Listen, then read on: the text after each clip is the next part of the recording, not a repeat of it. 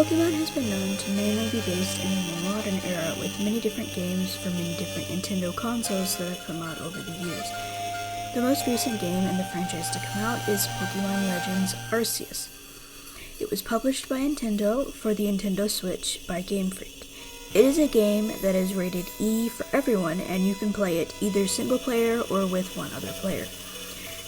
As of its release on the 28th of January 2022, it was a total of $59.99 to purchase for yourself.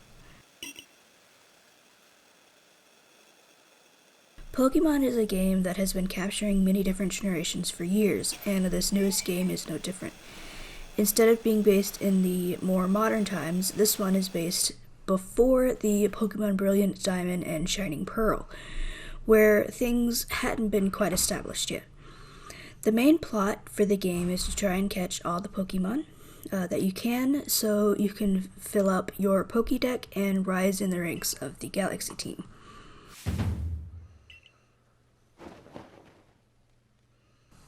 If I am to be completely honest with you, the start of the game was a tad slow. However, once you're able to choose your Pokemon and you can actually get going with exploring is when it really starts to pick up momentum, of course, in my opinion. The game does have subplots within the main one of trying to tame/learn about all the Pokemon that live in the Hisui region. At the start, it gives you a bit of a tutorial on what everything does, which is nice, and the same controls are quick to remember and also easy to retain even if you decide to put the game down for a while. The graphics for this game were very well done, and it does a good job of fading in and out when you walk away from something or are discovering new terrain. It does have a bit of a loading screen time, but unlike some games, it goes by quickly even if you are going to a completely opposite side of the world/map. You can also choose if you want to be a boy or a girl when creating your character, and throughout the game, you can change their hairstyles and outfits. But, of course, you have to buy them, and for the hairstyles, you better make sure you like the one you pick, because every time you go to change it, you have to pay for it. And money is in short commodity, depending on if you go around exploring a lot or completing quests.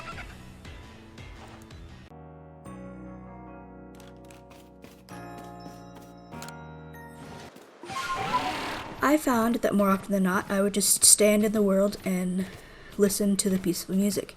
I did appreciate the difference in how the normal music for the game was and how it was different from when you were battling Pokemon or happened to get spotted by a wild Pokemon. Depending on if the wild Pokemon you were spotted by was aggressive or not, depending on whether they would run away from you or if they would chase after you.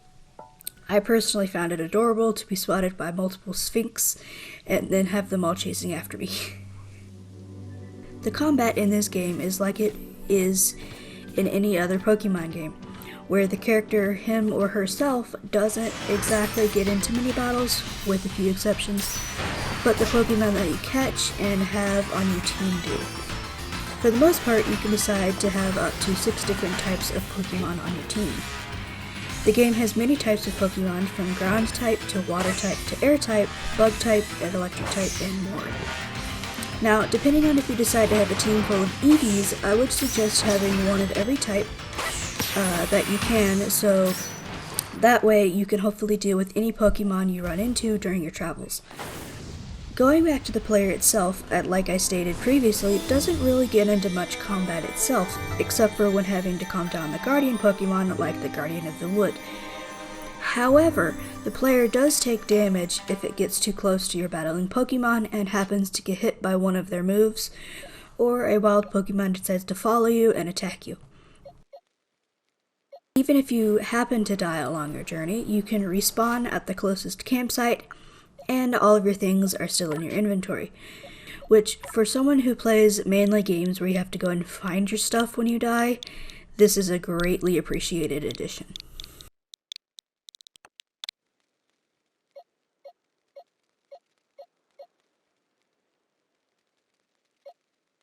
All in all, I would say that this game is a good game, even if it has its own quirks that it needs to even out, such as all games do at the beginning.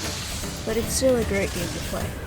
And that's coming from someone who's never played a Pokemon game before. I would suggest this game to anyone who's interested in Pokemon, and even if they are not, just to give the game a try because it is such an enjoyable and peaceful game to play. Even if at times it can be stressful when your Pokemon faint in a battle.